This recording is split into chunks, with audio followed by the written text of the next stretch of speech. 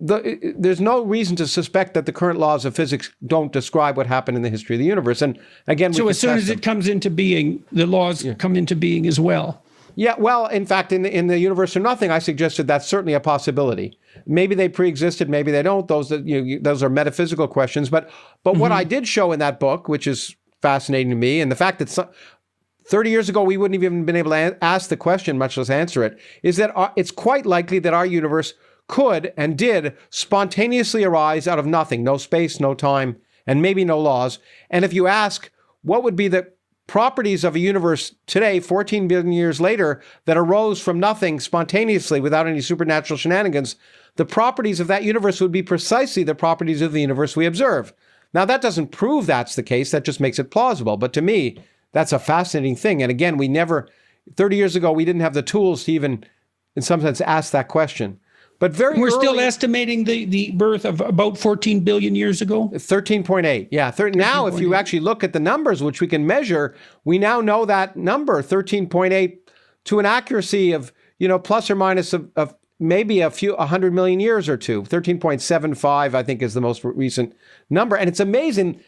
The fact that you can get beyond one decimal place in cosmology is just remarkable. And it really is a testament to the developments. When I was even a young assistant professor at Yale, I remember talking to an older colleague who said that nature would always conspire so that we could never measure the fundamental quantities of the universe better than within a factor of 2. Because that had always been the case up to that point. Every time someone claimed to have a better measurement, you'd go out and look at astrophysical uncertainties and realize it was wrong.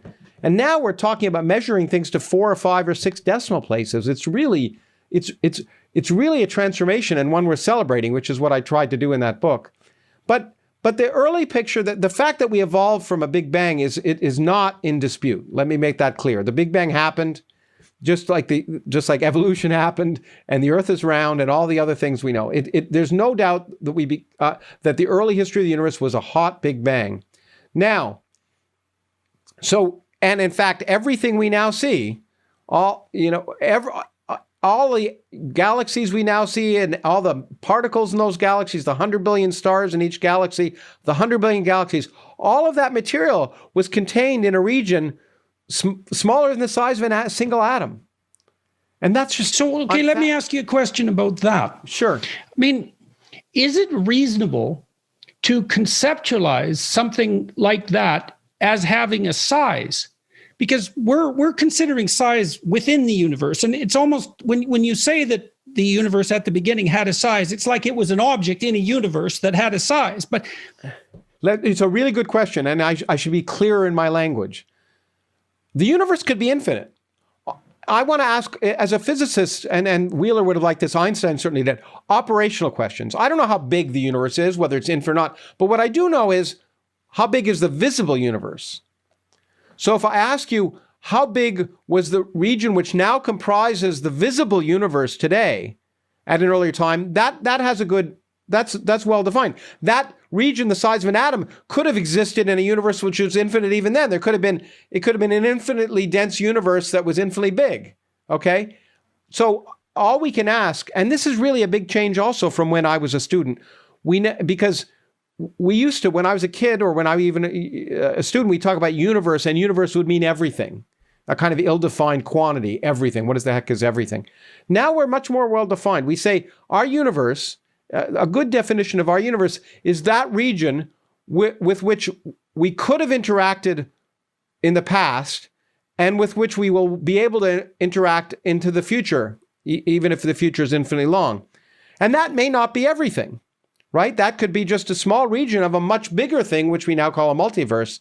So it's reasonable to describe our universe as that region into which we could have had causal contact, namely which cause could have produced effect, right? And if there's any region outside of it which we can never affect or be affected by, that might as well not be considered part of our universe, that right? Distance, that causally interactable distance, that's defined or limited by the speed of light? The speed of light and the age of the universe.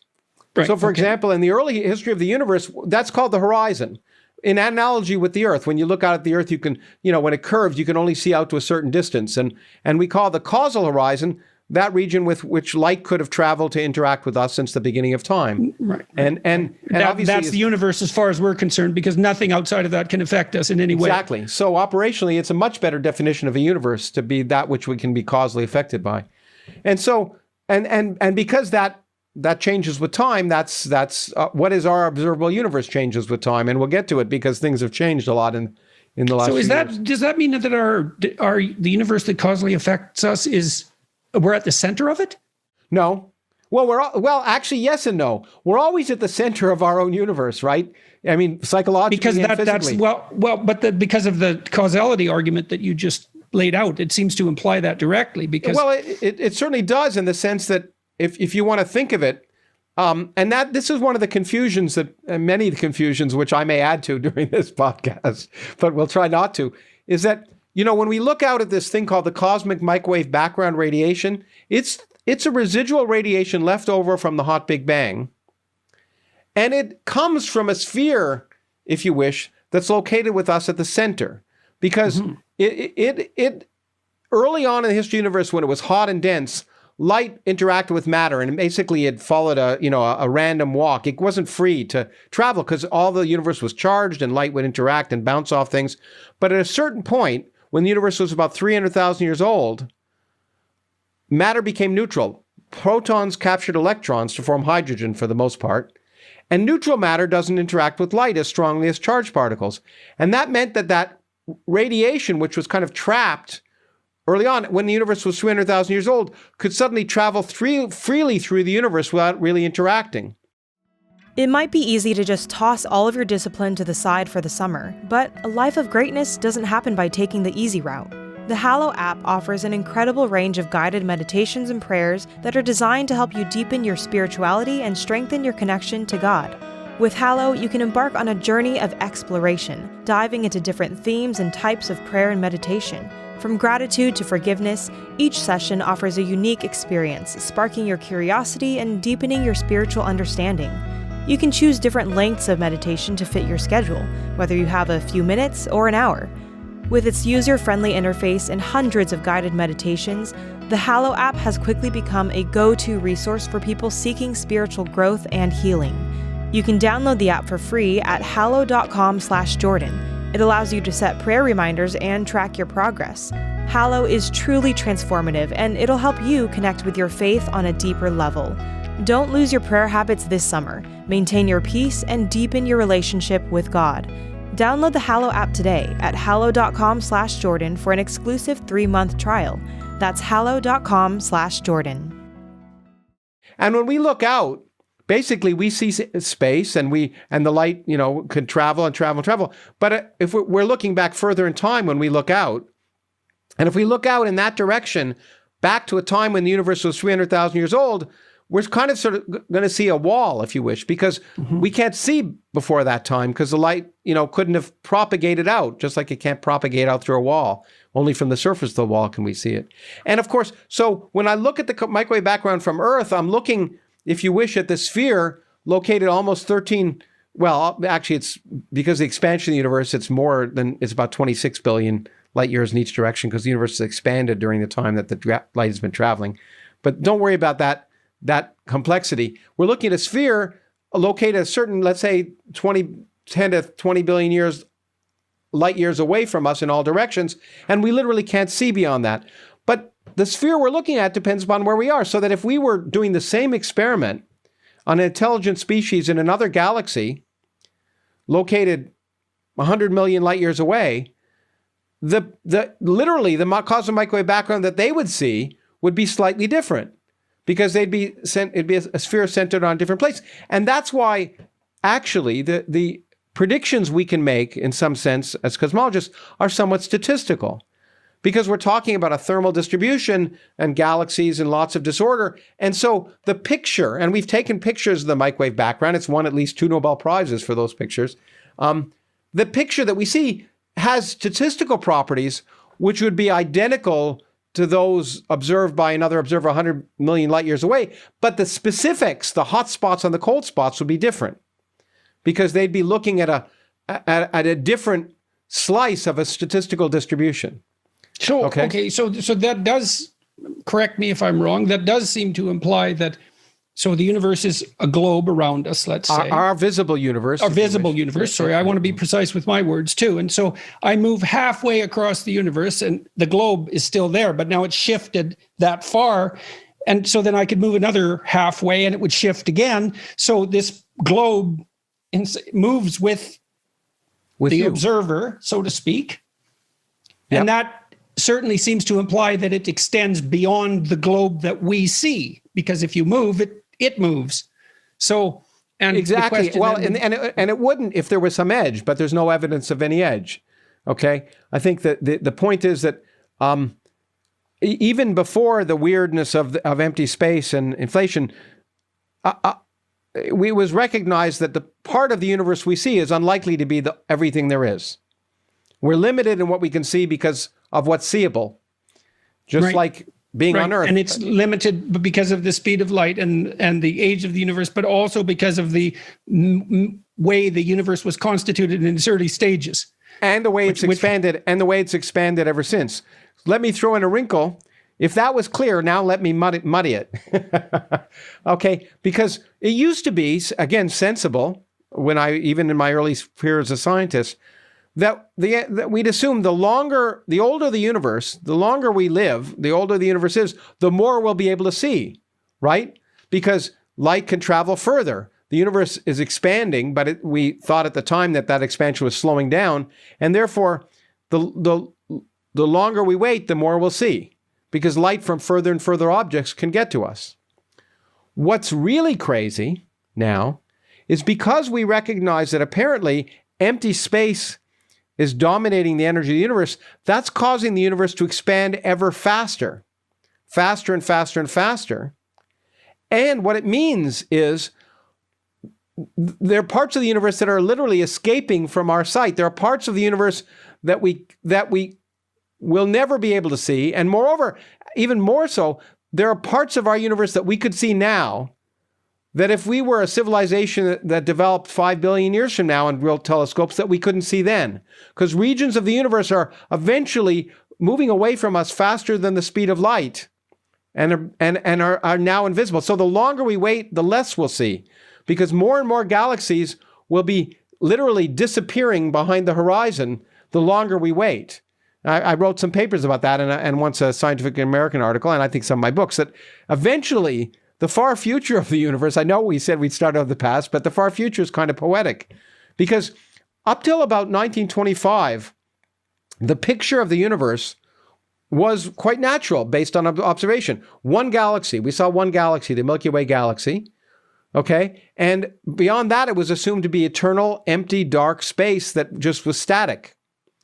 And Edwin Hubble, who was famous for discovering the universe was expanding, did something before that. In 1925, he first realized that, in fact, there were other galaxies, that these things called nebulae in our galaxy with the new 100-inch telescope at Mount Wilson could be discerned and be seen as other island universes.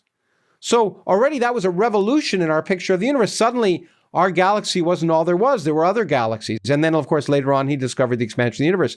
The interesting thing is that observers who evolve, and there'll still be stars in, say, even up to 10 trillion years from now, there'll probably still be stars in existence. And you can imagine planets around those stars and intelligent life evolving on those planets. And astronomers would look out from our galaxy. At that time, it'll be a very different looking galaxy because the Andromeda galaxy will have collided with it and all sorts of things will happen. But they'd look out, and the interesting thing is all other galaxies would have disappeared behind the horizon by then. So observers 10 trillion years from now will think they live in the universe we thought we lived in 1925, a universe with one galaxy, and there'll be no evidence that the universe is expanding, no direct evidence, because the galaxies that are now markers that we can measure their motion away from us, they'll have disappeared. And even, it turns out, the cosmic microwave background will have become invisible by that time, which is another bit of evidence for the Big Bang. And while some really smart scientists may come up with some pictures to say, well, really, I can understand what we're seeing if we assume our universe began in a Big Bang, observationally, basically, all the current observational markers of an expanding universe will have disappeared. And poetically, in the far future, they'll think we lived in the mistaken universe we thought we lived in 1925. Because, again, it's kind of interesting. Conventional wisdom in 1925 scientifically was that the universe was static and eternal. And you may know that it was actually a Jesuit priest who was also a physicist who first really suggested the Big Bang. And when it was later shown to be true, for a while the Catholic Church got quite excited because they argued that here was observational evidence that there was a beginning to the universe, as they'd been arguing. It doesn't provide, I would argue, it doesn't provide any such evidence for the universe they discussed. But it was an interesting fact that science, the model was that the universe was more or less static and eternal on large scales, and it was completely wrong. And you might say, and this is where people often write to me, they say, well, how do we know our current model isn't completely wrong? That we had a Big Bang. And the answer is, then there was no data, basically. And, one of the biggest misconceptions about science and scientific revolutions, in particular revolutions in physics, is the misconception that scientific revolutions do away with everything that went before them. And just like they're political, more like Piagetian revolutions, right? Yeah, Because well, in fact, I would argue that even political revolutions never do away with everything that went before them. But in this case, they certainly don't. What survived the test of experiment before that revolution remains completely true. Newton's laws of gravity and motion may have been subsumed in quantum mechanics or relativity, but if I hold a ball up now, it'll fall just as well as described. And I can describe a cannonball. I can even, for the most part, calculate how astronauts are going to go into orbit without needing anything beyond the Newton. developmental psychologist Piaget studied Kuhn's scientific revolutions, and his objection essentially was that when a child undergoes a cognitive restructuring, the new structure incorporates all of the knowledge of the old one plus some new knowledge. So it can be revolutionary, but it still subsumes it. Exactly, and that's exactly what happens in science. So it's not as so we have a lot of data with which we can test ideas, and I'm certain that there's much more we don't know about the universe than we do. What people don't realize is, or don't give credit to, is that there's a lot we do understand. And any new picture, a new understanding will not be able to disagree with the observational evidence that the universe is expanding, that there's a hot cosmic microwave background, all the things we now have discovered that we didn't know about in 1925.